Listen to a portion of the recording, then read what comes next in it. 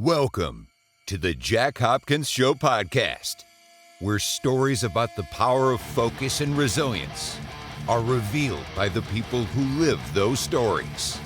And now, the host of the Jack Hopkins Show podcast, Jack Hopkins. Hello and welcome to the Jack Hopkins Show podcast. I'm your host, Jack Hopkins. Today's guest is actress Jolie Fisher, the daughter of singer Eddie Fisher and actress Connie Stevens. Jolie has a younger sister, Tricia Lee Fisher, also an actress who's been in many films, and you probably are at least a little bit familiar with her half-sister, Carrie Fisher, who starred, of course, as Princess Leia in Star Wars. Jolie's first film role was Avril in the comedy Pretty Smart in 1987, which starred her sister Tricia. Jolie was named Miss Golden Globe at the 1992 Golden Globe Awards. Her breakthrough came in 1994, starring as Paige Clark in the ABC sitcom Ellen. That same year, she earned a Golden Globe Award nomination for Best Supporting Actress. And she played the role of Paige Clark for 4 seasons until the series ended in 1998. She followed Ellen with the role of Dr. Brenda Bradford in the film Inspector Gadget in 1999. From 2006 until 2010, Jolie had a recurring role as Lynette's boss Nina on Desperate Housewives. In 2021, Jolie starred as Irene Cody in what was probably one of her darker roles in the Lifetime film Girl in the Basement, which was inspired by the real-life story of Josef Fritzl, who, as the title implies, kept one of his daughters in the basement doing some pretty horrible things to her over the years. The national members of the trade union, SAG-AFTRA, which is the Screen Actors Guild, American Federation of Television and Radio Artists, elected Jolie as Secretary-Treasurer on September 2nd, 2021. Jolie is multi-talented, to say the least. She's not only an award-winning actress, but she's also a recording artist, and in fact, her career in music helped land her on Broadway, which she talks about that some in this episode. Jolie serves, and this is the stuff that really gets me going, and I think that just really makes her stand out, and I'll talk more about that in the episode, but just her nature to give back and to contribute to others. She serves on the advisory board of Voters of Tomorrow, an advocacy organization that promotes political engagement among Generation Z, the Gen Z folks, and that's at votersoftomorrow.org.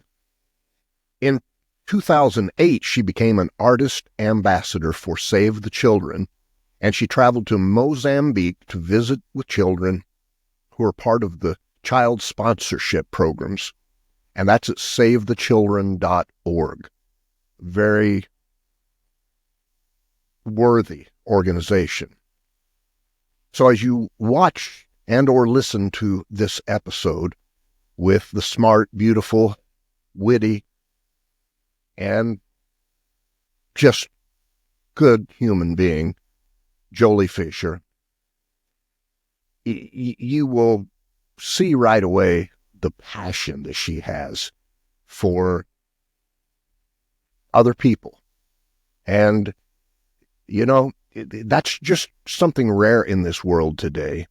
And so when I see somebody, especially in, you know, the Hollywood scene, that could so easily be caught up in everything else there is to be caught up in, but is posting about and is volunteering and working with and helping out with organizations that help other people.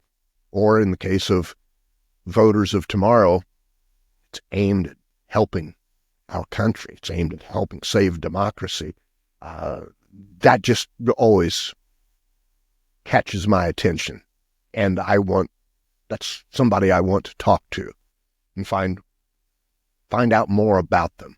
So let's get right into this, and we'll just roll right into a conversation that Jolie and I having about who she is and why she's such a giving person. Enjoy. I find it really hard to move through life not wanting to bring people into the light.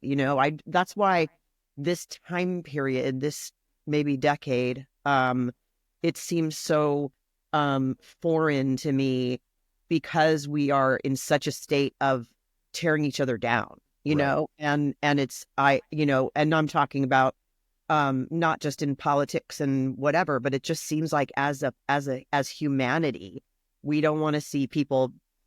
I do, but that people don't want to see other people victorious. Right. Such a strange feeling to me. Yeah. Good question. Is that something that I've always wondered about this?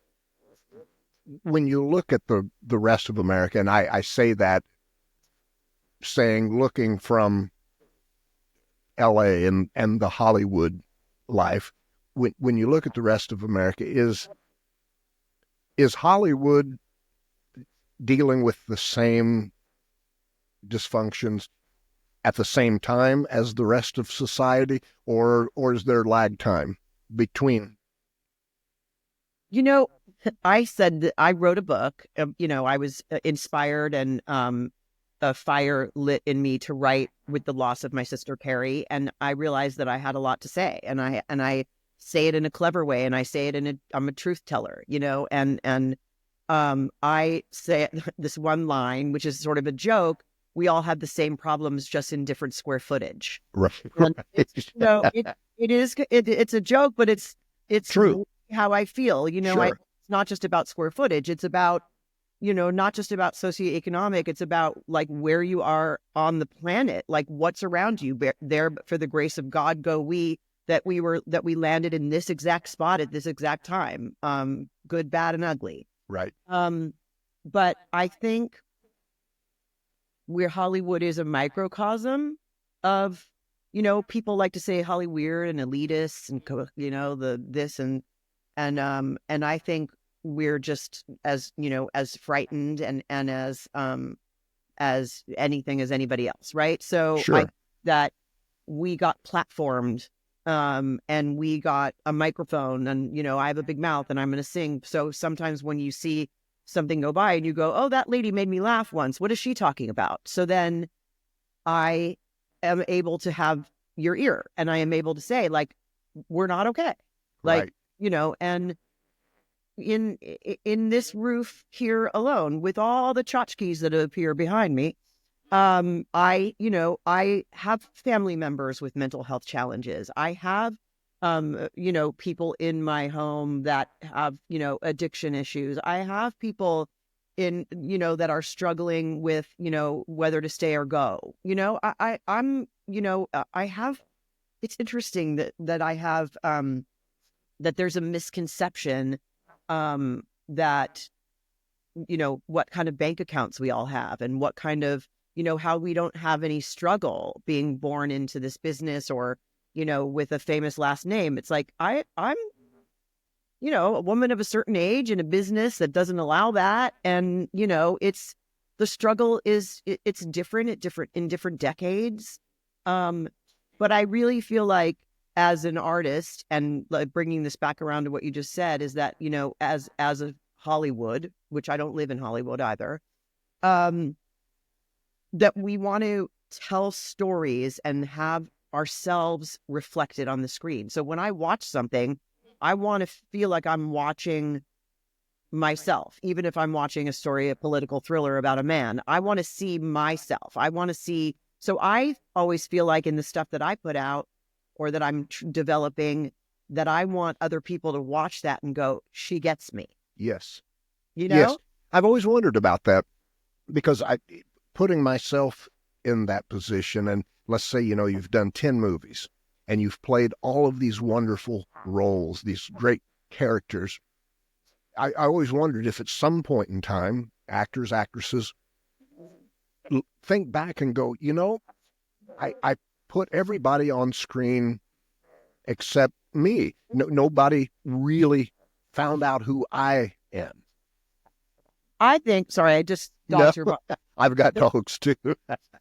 I think that so I had an acting teacher a long time ago. She actually recently passed away. Her name was Sandra Seacat, and a lot of the greats studied with her, or they coached her through incredible Academy Award winning roles and things like that. So she taught a method. It wasn't the method, but her methods were in order to get to know a character and to find, you had to really truly find yourself. So you worked on dream analysis and you did all these different things, and you have your little tool chest, right?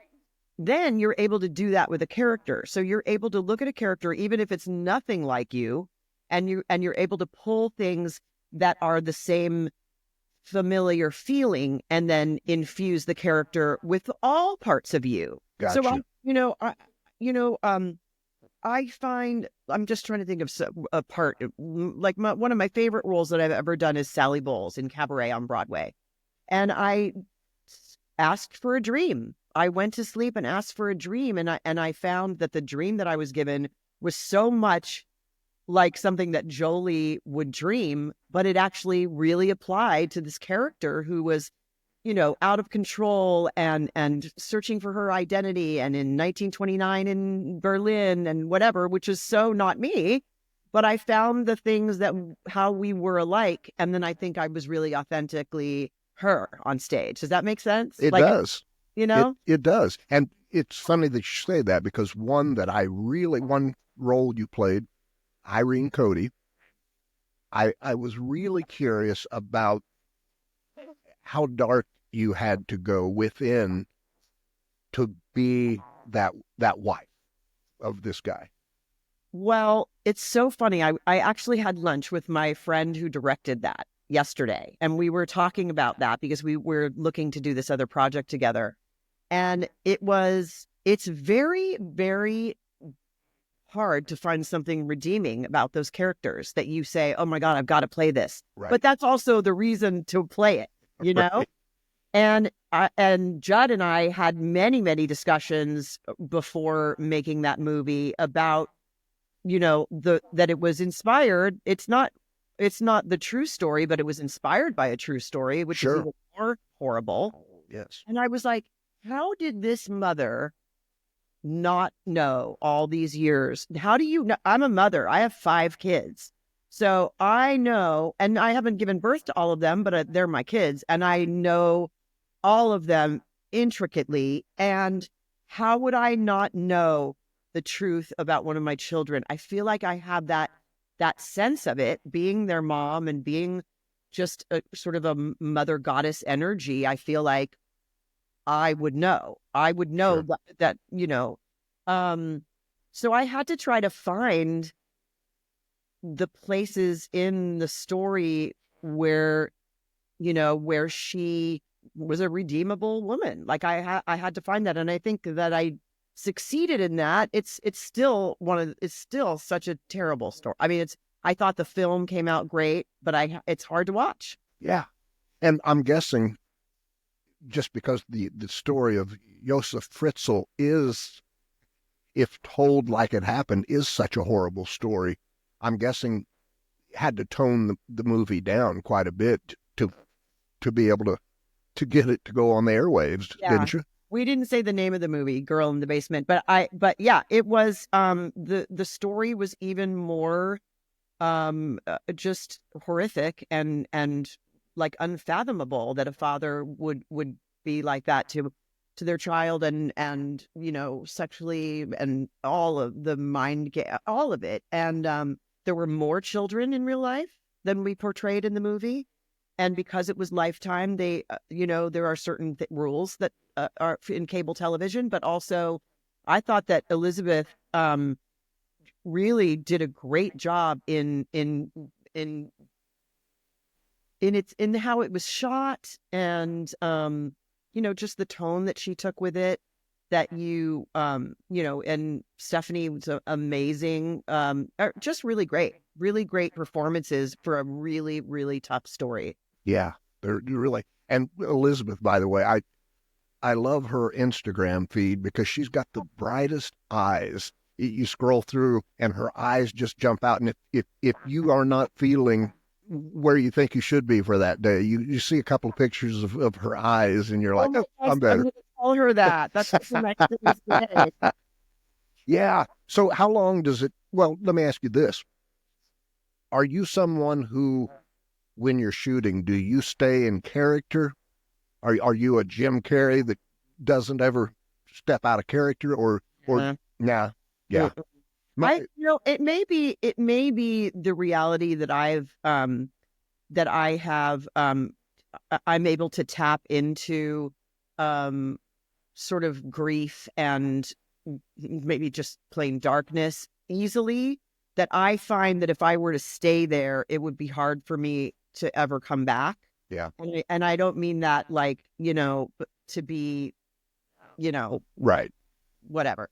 I am able to, I do want to stay in moments, but no, when I leave the set, I leave her there, and I'm with Jolie. So you've kind of got, I guess, to use a metaphor, you kind of throw the switch on. You've got a on-off switch, and you know when it's time, and pop in. And I do. I'm just sort of thinking about it now because I did have this another on stage experience, because I heard Denzel Washington say yesterday, because he's back on Broadway, and he said to any actor, learn how to act on stage, and that's like my heart, like my foundation and all of that. I love to be on stage, but also it takes a lot of energy, and it's a lot, and it's, you don't get paid a tremendous amount, but it is purely for the artistry of it. And I did, right before the pandemic, I did Key Largo with Andy Garcia at the in the lead role, and yes,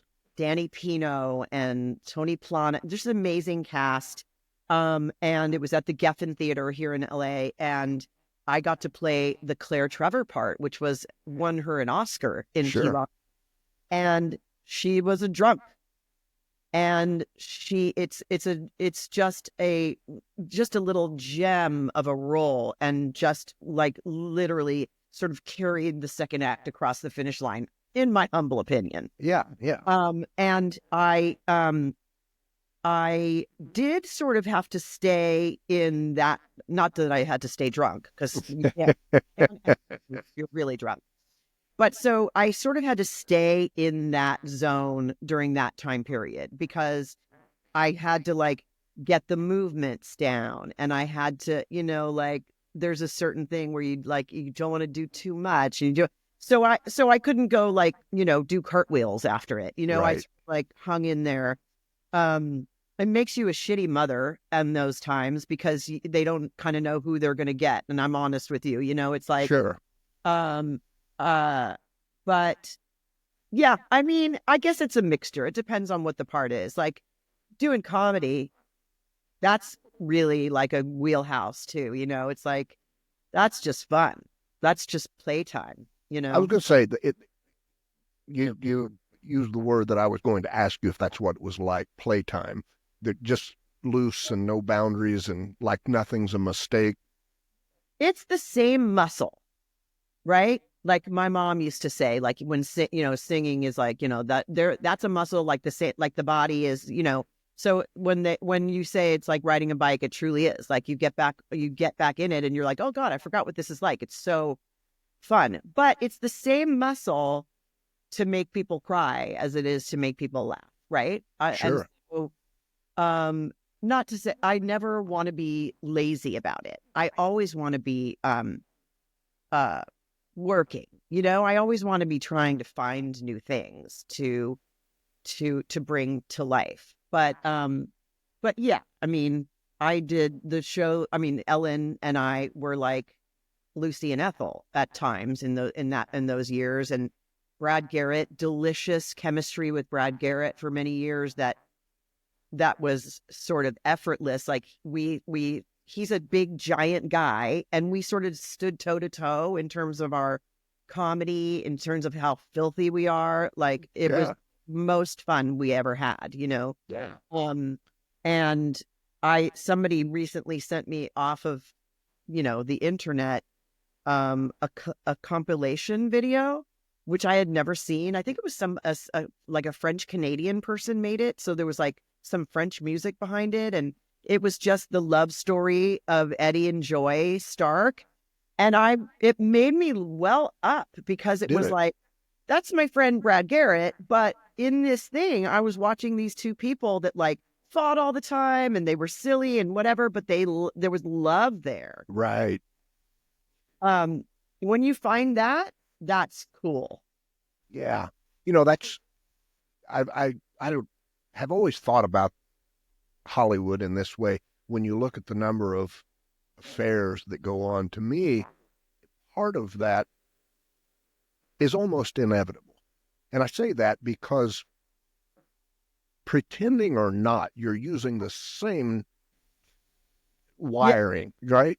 Yeah. So if you are in a scene with somebody you're both deeply in love, or it's a hot, passionate scene, what you are lighting up everything in the brain that would be getting lit up if it was It doesn't know the difference. right. Your brain doesn't know the difference, right? Right. If you're being truthful, it's, Yeah.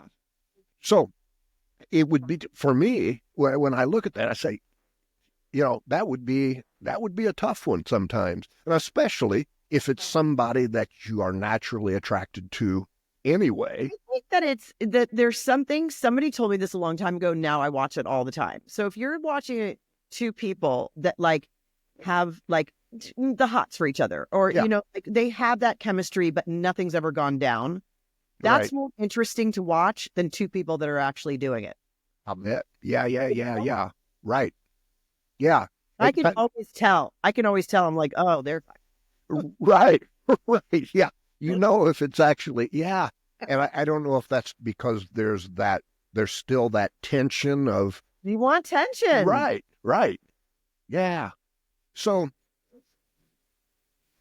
let's jump around here a little bit. Okay. Let's go to the votes of tomorrow. Let's talk about that. Seems like a pretty recent and timely discussion. You are on the advisory board, and am I right that this focuses on Gen Z?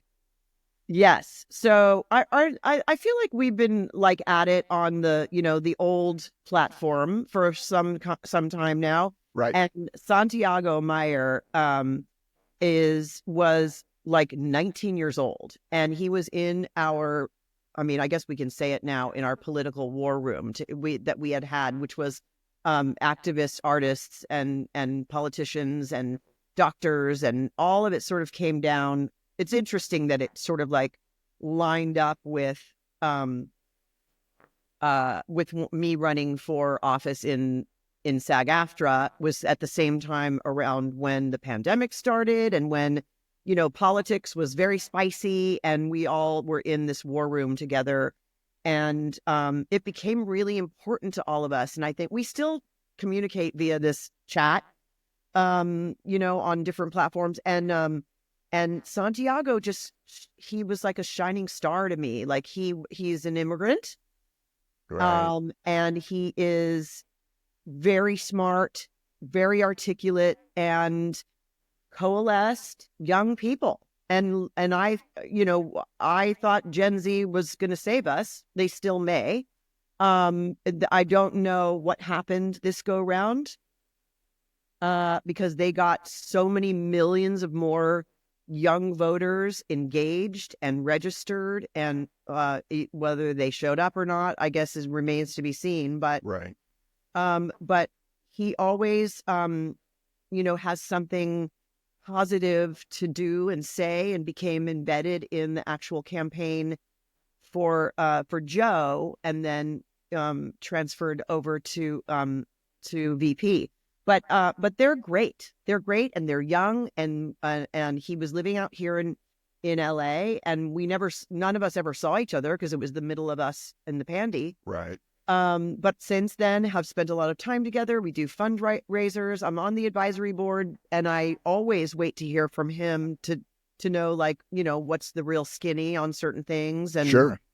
and yeah, that was sort of around that time. And I said, if I ever ran for, like, not that my station that I'm in isn't real, because it very much is real, and we can talk about that a little bit, but if I ever ran for national politics in any way, which I don't know, I might someday, that Cool. I would want Santiago by my side. Nice. Really. Yeah. Nice.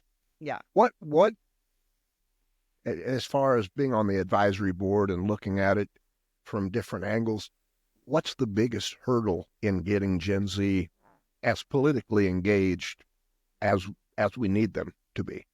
I have, like I said, I have 5 kids. My two, but they're my 2 boys who are my stepsons have been my boys for 28 years. But so they're in their 30s, and so they're millennials.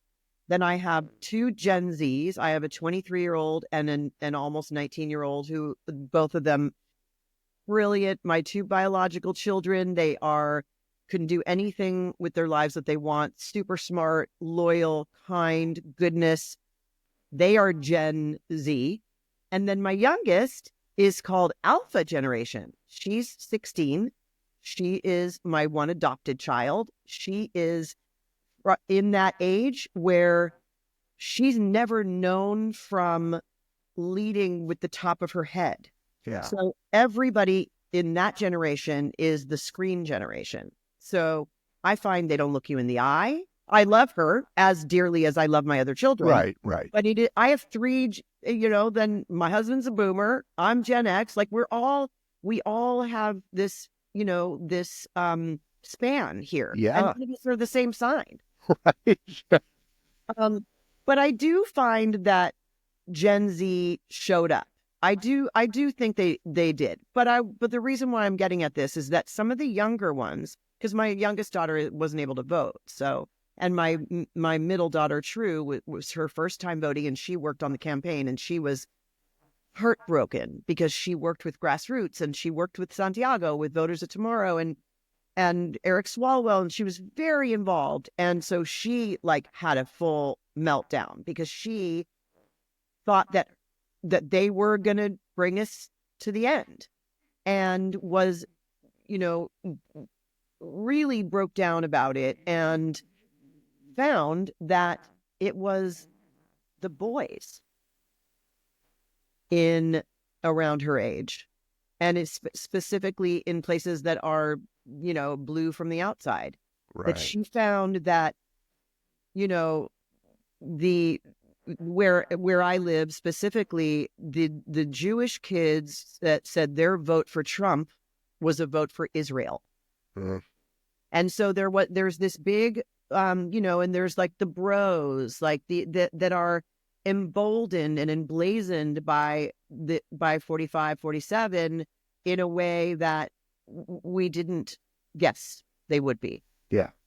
Yeah. It was such a weird phenomenon because I just I support who I support, meaning my support for Israel in terms of the Jewish people as a whole. When I express that support, it's not like I sit back and go, okay, how's this going to play out? If it's something that's real for me, then I express it, and sometimes that goes over well, sometimes it doesn't. But what I found so weird is that even though I was advocating so hard for the Democratic Party, Kamala Harris specifically, when you would express something that maybe wasn't lining up with one part of the party, then you had people swarming you. And I'm like, I got a bad feeling from that early on. I'm like, we can't do this and win, Right. So I mean, why don't we fight dirty like they do? I don't understand. That's the thing. Thank you, Jolie. Thank you. I grew up in a rural Republican stronghold, rural North Missouri. And I was a Republican for 50 years, right? Mm. So the most difficult thing for me as a Democrat now is every fiber of my being, metaphorically, of course, says, let's fucking duke this out, okay? You want to fight? Let's fight. But that doesn't happen. That doesn't happen or if it does, what's so often called a fight, wait a minute, are we breaking the rules? Are we, And I'm like, hey, once the fight begins, Yeah. the rules are gone. Now, I'm not suggesting breaking laws, and I'm saying if the person you are battling has adopted different rules than you have, Mm-hmm. and you refuse to adjust and adapt and also use those rules, most of the time you're going to get your ass kicked. You can't fight somebody who's playing by different rules and not adjust your rules. So I don't know how.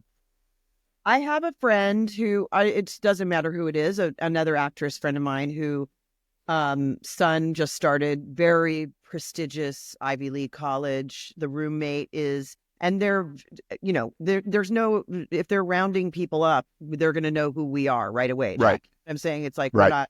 we're not fooling anybody. We're not good, You bet. So everybody knows where I stand and where this other actress stands. And she said, then I met the roommate. And so she felt like her son was, wow, how bright and how evolved and how forward thinking is her child. Oh my God, I did such good on him that this roommate and he, who differ so widely on politics, were able to connect and just like agree to disagree. So she thought, right?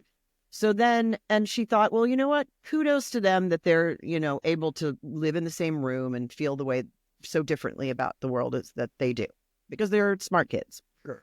So she went to dinner then with the parents and the two kids, and she saw where the child came from. Yeah. And so she said she was watching, and as we observers in this world, and she was like watching the dynamic with the mother, like going like, did that thing that moms sometimes do, and then Sure. the oh well, them, kind of like making excuses for it, and then the father, and this is like in what we would look at as a kind of a normal nucleus of a family, right? The mother and father are still married, and they have this adult son, and how the father sort of like took a back seat and like watched it go, didn't go over the top. Neither one of them did any sort of even, not to say that you need to be correcting your children, but like it was clear how he was taught. It's just to, and then she went in on him and she said, okay, so this is how you feel. And she said, immovable.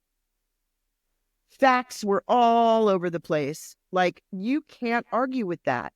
You can't argue with that. You don't want to see my opinion. You don't want to actually take the facts and like say, oh, hey, I didn't know that happened, or I didn't know he felt that way, or she did that, or, they just don't want to hear it. No. They don't hear it. It's a cult. It is very much a cult. A friend of mine stopped by a couple of weeks ago, just showed up. We hadn't spoken in 5 years, and it was because of politics. And it was about the time I left the Republican Party, and he's a 33-year Air Force guy. He's getting ready to, we went in the same week, actually, and he's getting ready to retire. And we had split, hadn't talked, hadn't communicated, and he just kind of showed up at my door. So I let him in, and I didn't know where he stood, but I knew where he stood because the last I had talked to him, he was big on Trump, right? So he comes in, we don't say a word about politics. He talks for about an hour, or we talk for about an hour, and he leaves. And as he's leaving, it's almost like he couldn't help himself. And on the way out the door, he was talking about the election, and he said, can you believe that the whole last year, they're calling Trump a Nazi. I mean, he was like he was out of his mind over that was such an ill-fitting. And I said, brother, I was one of them, okay? You act like a Nazi. That seems like a fitting title. But to your point, he's so locked into that he can do no wrong that they literally have perceptual filters that won't even allow them to see. You know? My mom, I always thought that my mom was, she clearly was liberal. Yeah. All my life. I don't think we ever talked about what party she was in, but I always felt like she was, she was a little like 60s, 70s sex queen goddess, like, Right. so, we're all over the world and, she's bohemian and whatever, however that was looked at then. And more recently, like in the past couple of decades, because my mom's 86 now, Connie Stevens we're talking about, and she, had a career as an actress and a singer and a big personality and did a lot of good for a lot of people, but made most of her money, which is all gone now, by the way, in the skincare business, ironically, because that somebody came and brought her some products and she was like, well, I don't use these products. I'm going to do my own products. And being the Renaissance woman that she was and kind of ahead of her time, she was the first with Joan Rivers. Remember the first yeah. signed those deals with, now everybody sells something on Home Shopping or QVC. Sure. She was like among the first of those. So amazing products, amazing success, afforded her a beautiful lifestyle. And then she said, I don't want to die the cream lady. And went, sort of like we actually rebranded the business, my sister and I now. So do go to fisherstevensbeauty.com for some great creams.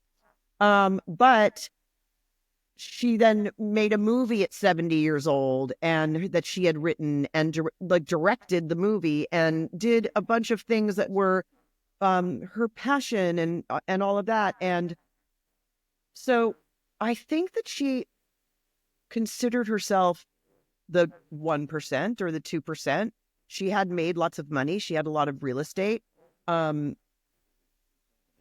about it in my book. She kind of squandered it away and sort of left us sort of trying to figure out how to sell things to survive. And it was pretty heavy duty. But she is also Italian.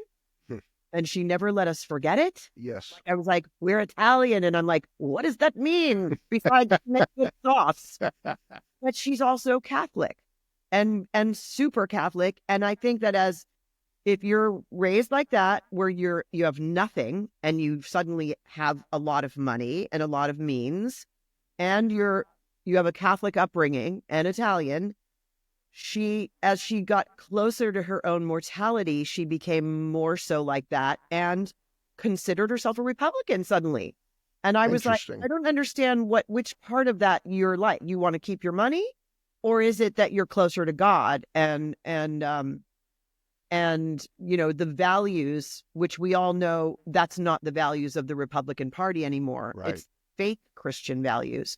But my daughters in 2020 came over to Nana's house, all of them, and made a PowerPoint that was 40 minutes long about the difference between Joe Biden and Trump.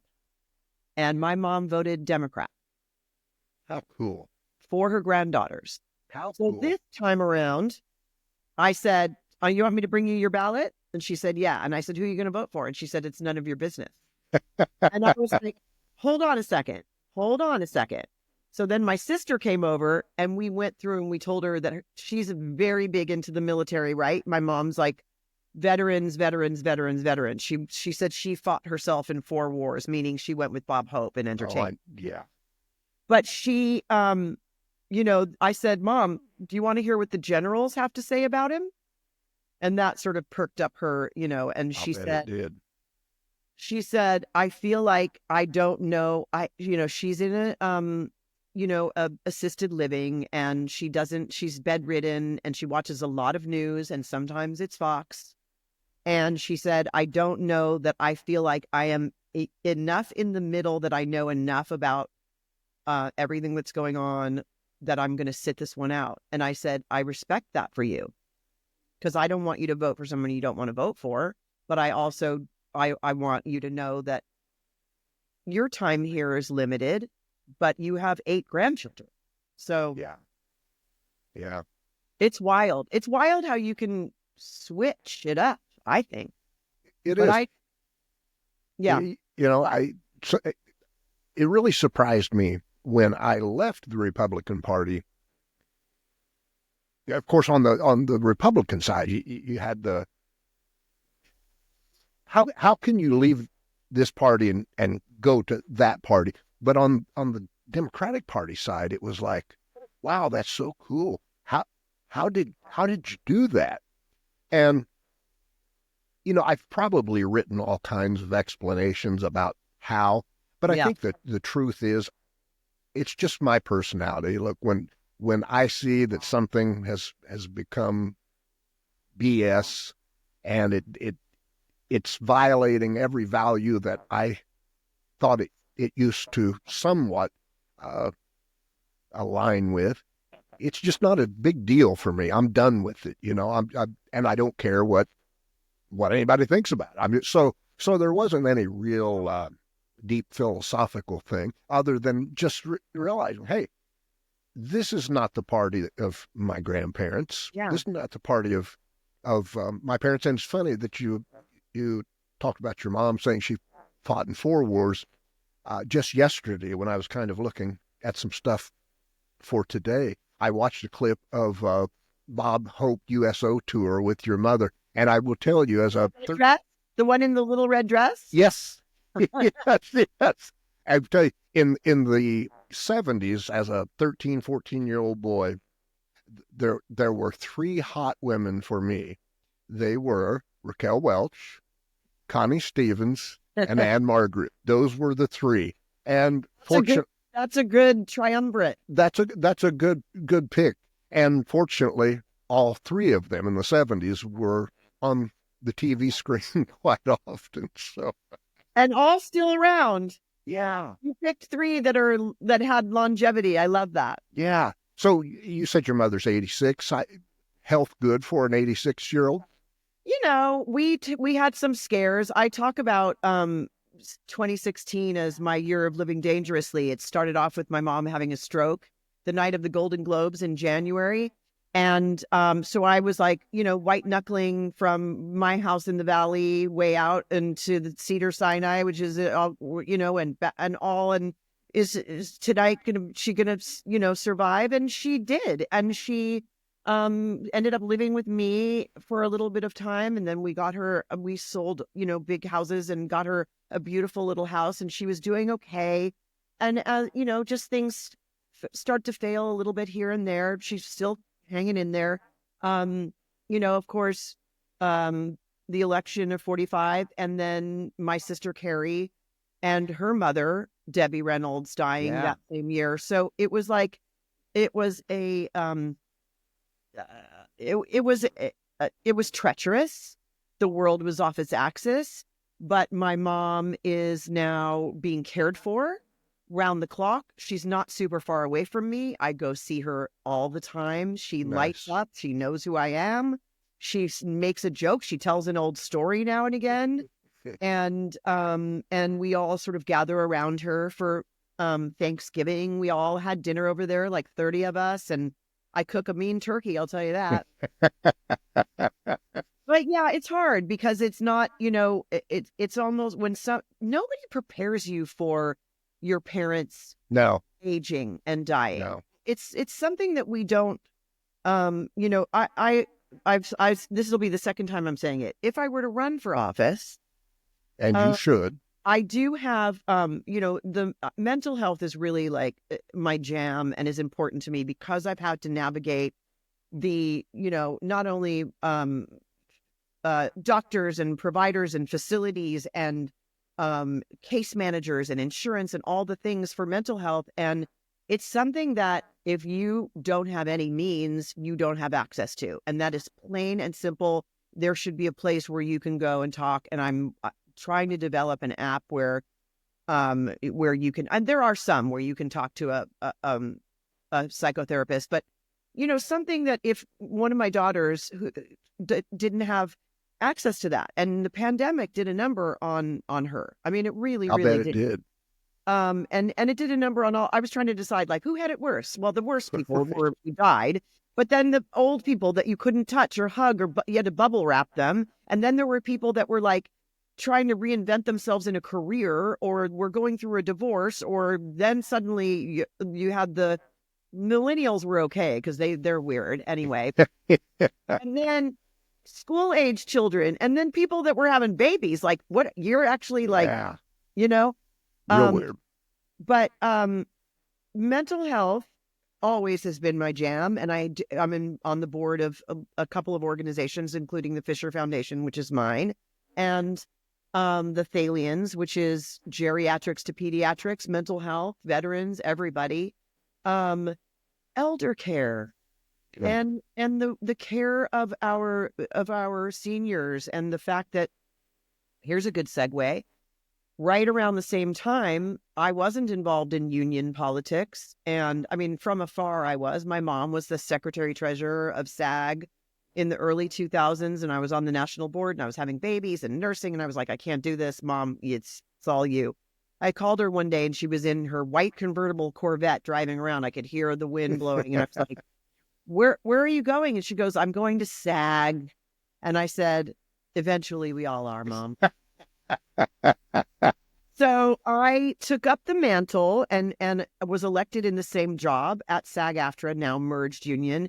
And it was, when I got angry was the collapse of the health plan. And when they merged the two unions together, they didn't properly ever merge the health and pension plans. Mm-hmm. And so we knew that by a decade, which is 2020, when they had just negotiated a contract that didn't put enough money in the health plan, all of our seniors lost their health care.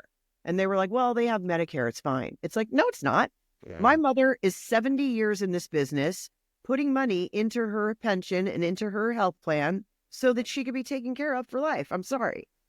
So I think that again, is a microcosm of what happens in this country is if where are the people? Not everybody can afford to be in this fancy assisted living. Like, sure. We're spending every dollar of her pension and Social Security and, and all of that for her to just be alive and have a roof over her head. Right. So what happens if you're in a country, in a town or in another state where they don't have that? Yeah. Like what do people do? And I'm glad you brought this up because I think I know it is one illusion, if you will, that so many people have is that they think of somebody who, was famous or is famous, and they can't imagine them having any financial problems later. Oh, they're famous. They used to have this show or they did this movie. And so I think there's this myth, this urban myth woven through everybody's mind that, oh, are you kidding? They can hire a staff of, 12 to take care of you. Right. And I worked, it's interesting. In 1998, I was a head nurse for an assisted living center in Rancho Bernardo, California. Oh, wow. That was owned by the Marriott. And I met some of the most interesting people I've ever met in my life because a lot of them, not all, but many of them had ties to Hollywood, right? The director of Ben-Hur, his wife, was all kinds of different people, right? So yeah, and they still were pretty sharp.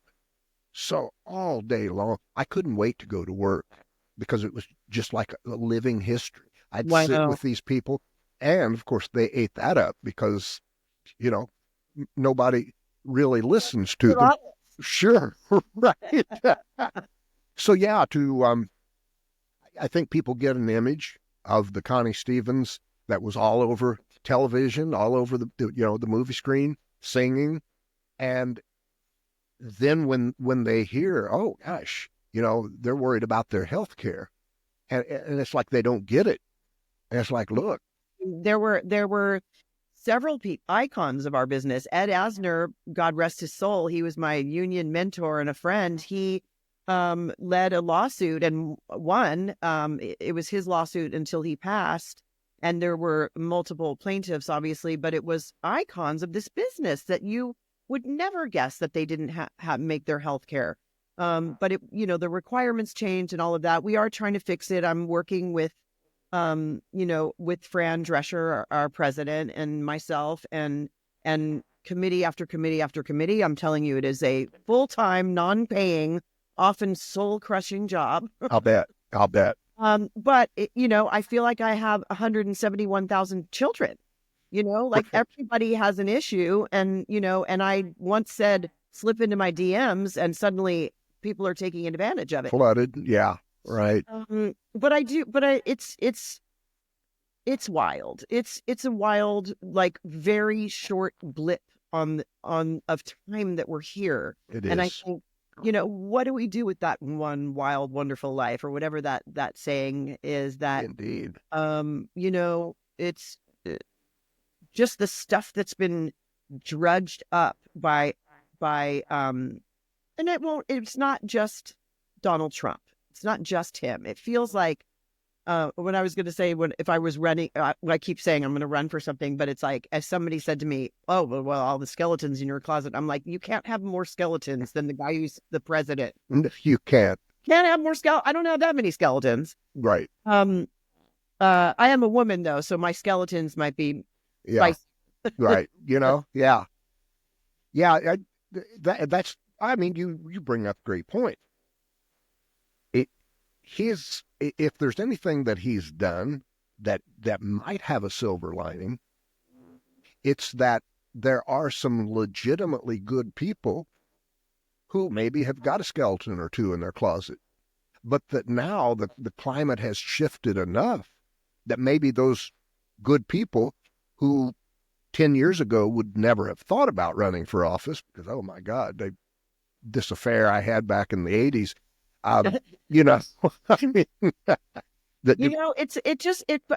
it still bums me out though. And it's like, I don't want to go down a rabbit hole, like just with you in the small amount of time that we have together, but it does bum me out that I sat in 2016 and I told my girls, all cuddled around me because they were a bit younger, guys, we're going to have a woman be the president. Oh, and then she wasn't, and then I did it again this year. My birthday is October 29th. So we had a little gathering and it was right before election, and they brought me out a cake. It was just a few folks around, and only one of my daughters was present, but they all were present in my heart and in, my head.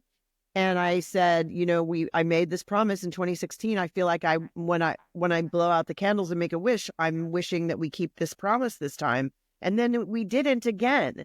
So what does it do? Again, bringing it back around to Gen Z is like, what does it do for them? Does it take the wind out of their sails to feel like, well, we were there? Like, does our voice matter? Yeah.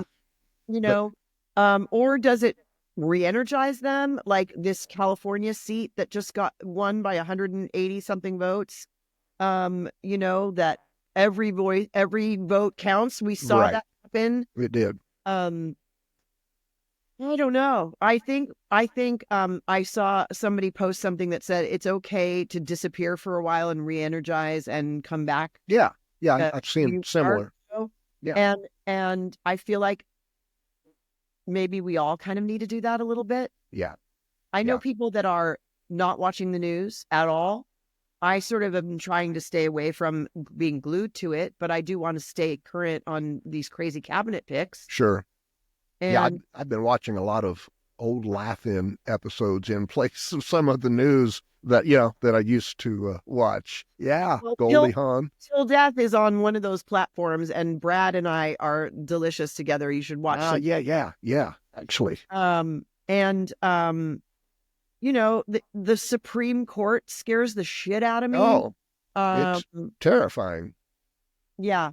But we have to believe in the souls of the people that we hope are going to be the adults in the room there. Yeah. Like, it's their planet too. They have kids and grandkids. So are there going to be those couple of folks in the House and the Senate and the court that are going to go, hey, wait a second, this doesn't feel right? Yeah. I don't know. Yeah. I guess we'll see. Right. When you and I are about the same age. I'm 58. I think you're what, 57. So yeah, we're close. So I want to go back a little bit. What was it like? Because you would have been what, 9, 10 when Star Wars came out. Oh my. What was it like for a 9, 10-year-old to have your sister on the big Well, screen? I didn't spend a lot of time with her as a real little girl, although I just recently was going through a bunch of my mom's stuff, and we've had to do this many times. You know, that George Carlin run about having more stuff and getting bigger place and dealing with more stuff. Well, that's kind of how I feel like my life has been. But we finally put my mom in this place, and she's comfortable and she has her favorite things around her. But we again had to get rid of a bunch of her things, and I ended up going, well, I can't get rid of that. I have to keep that. I have my grandfathers who played stand-up bass with Stan Getz and big bands when he was, in Brooklyn and, whatever. And so I have this stand-up bass now in the middle of my house. So anyway, I found this photo album that was wrapped in paper and tape and twine. And it was one of those ones from the 70s. And if you're a kid from the 70s, you'll know. It was that big photo album with the little Instamatic photos with the white frame, or the little disc out with the little corn. You know what I mean? Yeah. So this thing, I took off the tape. Obviously, no one had touched it, probably since it was made and packed from my mom's big old house, Delphern. So I cut the thing open and I open it up, and on the first page is Eddie Fisher and Connie Stevens in love. I mean, staring at each other, sexy, like. Who took those photos? What is happening? Yeah. They were on a boat and they were looking into each other's eyes like I'd never seen them look ever my whole life because I didn't grow up with him. Yeah. And I'm like, oh my God, this is like their love story. Who made this photo album? My grandmother? Who made it?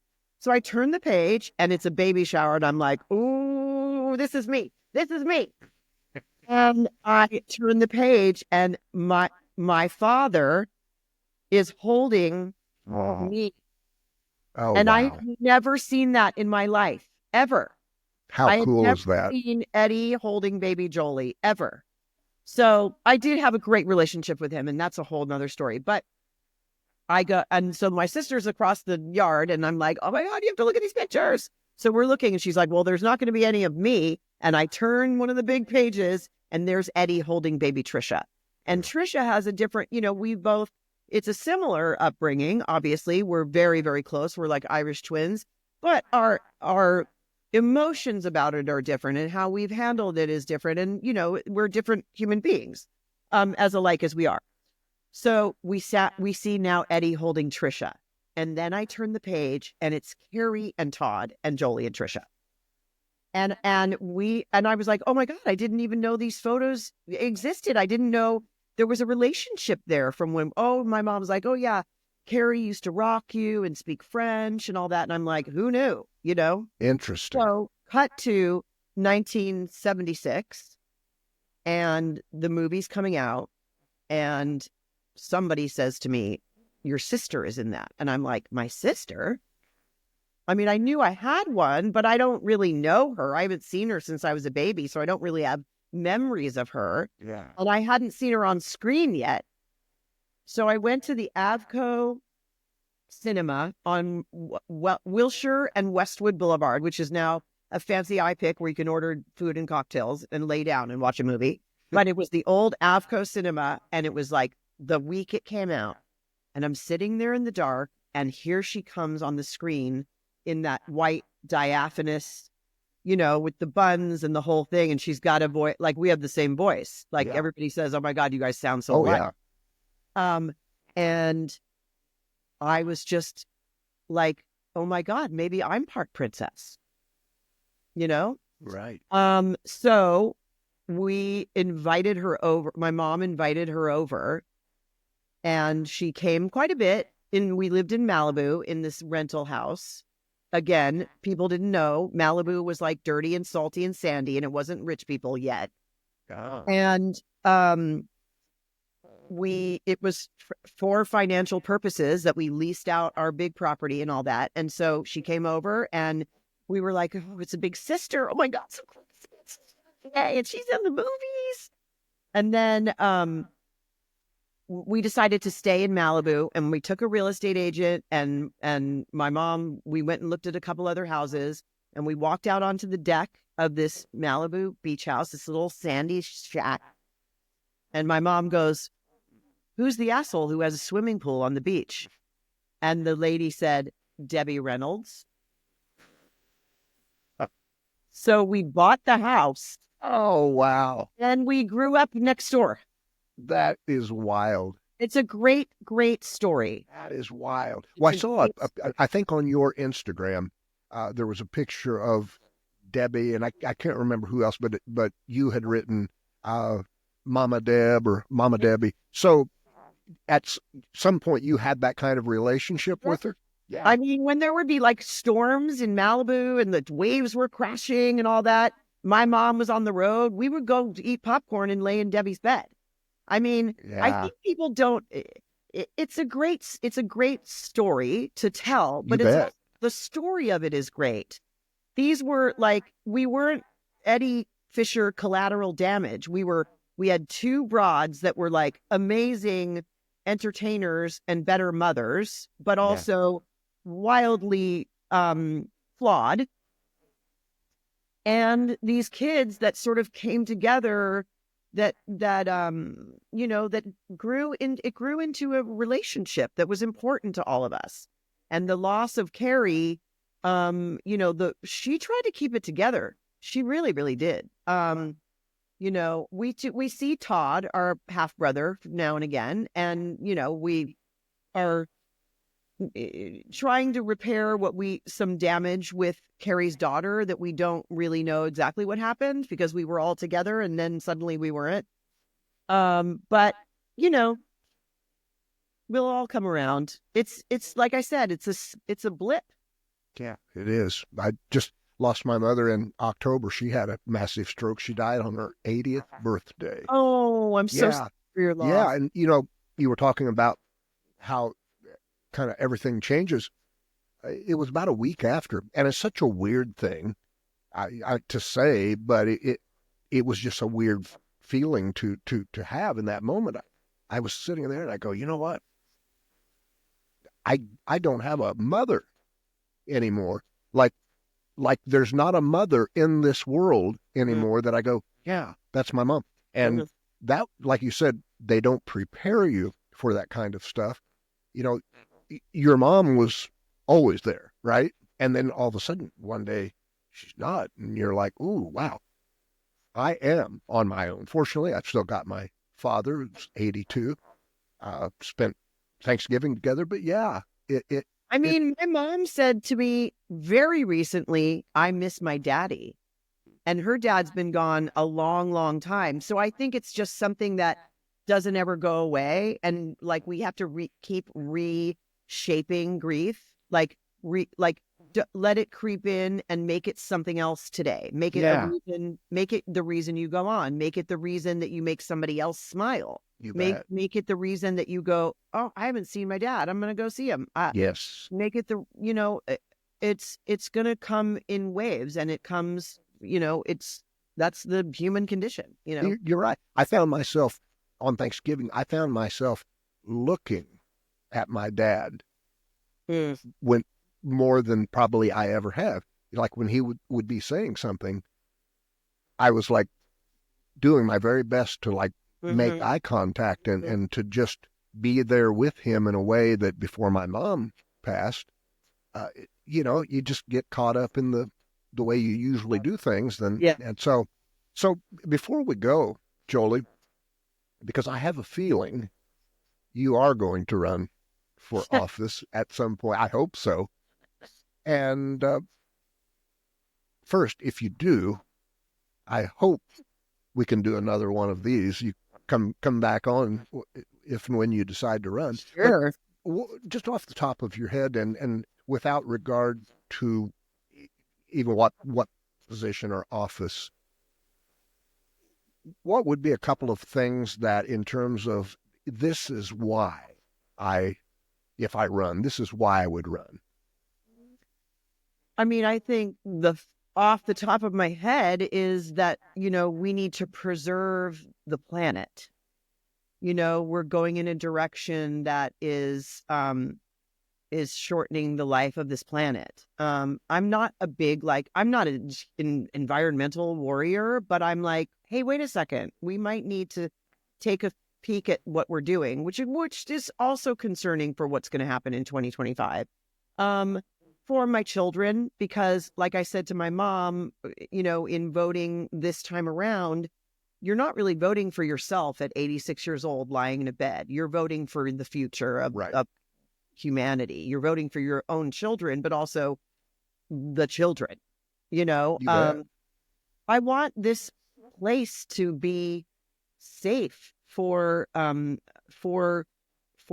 women and girls and boys and trans people and people of color and everybody. It's like, I feel like we have gone into this territory where we're not safe. So we maybe are going to start guarding ourselves a little bit more and not really going for it.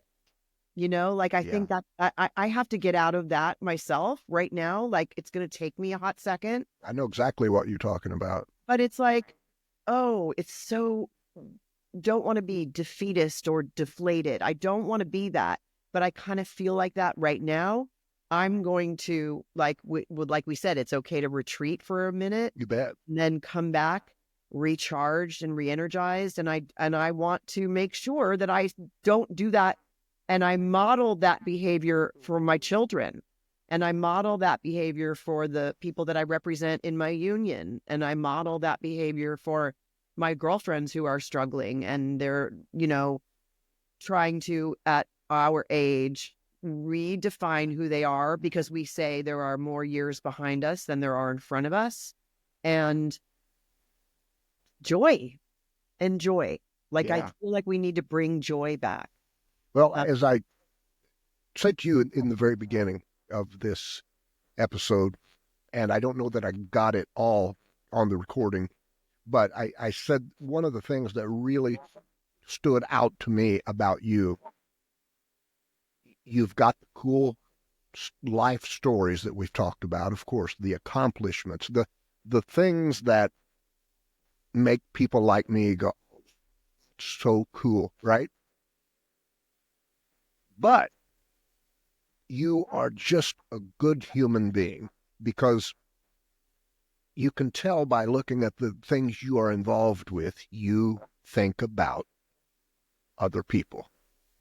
And if there's one thing we need more of in this world, Jolie, it's people like you who think about other people. And so I think running for office, I love it when people use I don't know if you want to call it leverage, advantage of being known, right? Of being well known.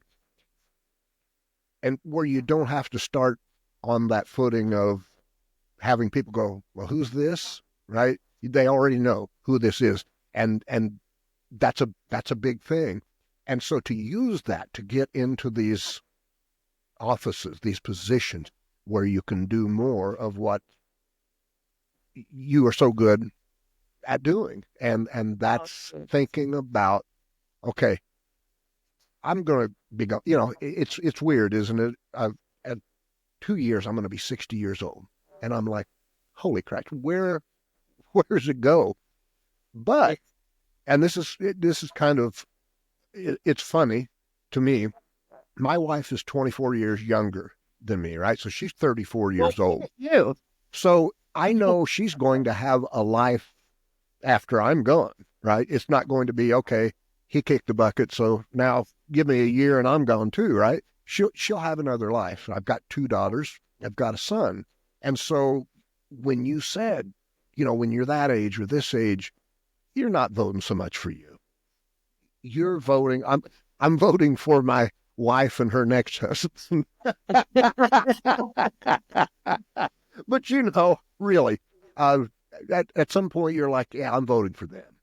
Well, I appreciate you saying that about me as well, that I think there are a lot of people out there who virtue signal and, call themselves this or that. And I think that, with me, I'm like, I like sparkly things, but I also walk the walk. And and I think that mostly I'm liked. There are a few people out there that think otherwise. And when I come across them, I remember Ellen DeGeneres said to me, when she was doing stand up, and she said everybody in the whole room was laughing, but one guy was like folded arms in the front. You did the whole show for him, Right.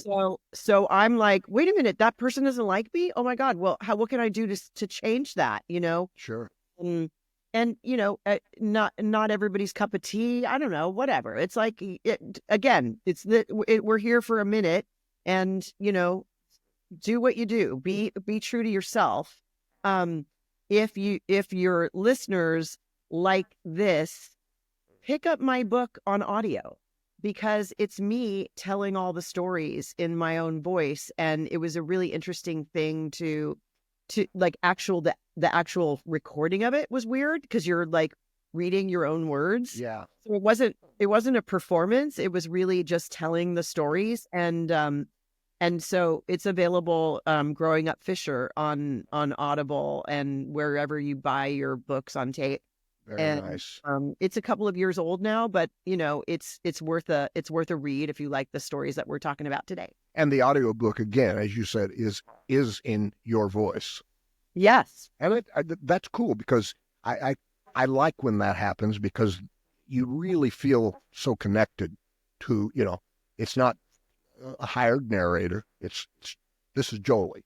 Yeah. So she wrote this, but what she wrote came from within, and now it's coming out from within. Yep. Yeah. You said one more thing before we go, that I like about you. You said I'm pretty sparkly, and here's why I like that. You are pretty sparkly, and the reason I like that is sometimes, and everybody's got their own way of doing things, but sometimes you will see people who, when they decide to start kind of giving back or doing things for the less fortunate, it's like they go through this thing of deciding, well, I have to get rid of my sparkliness now. I have to be like one of the people that I'm helping, right? And I'm always like, no, you don't. The reason we love you so much is because you were you. And that's, we like that about you. So there shouldn't be any guilt or shame about it. Still be you. And just... I got to close it out with a hashtag. Share the sparkle. There you go. Jolie, it has been wonderful. Thank you so much. And run for office. You help me pick which one. Okay, I will. Bye-bye. Great. Thanks so much. Have a beautiful afternoon. You too.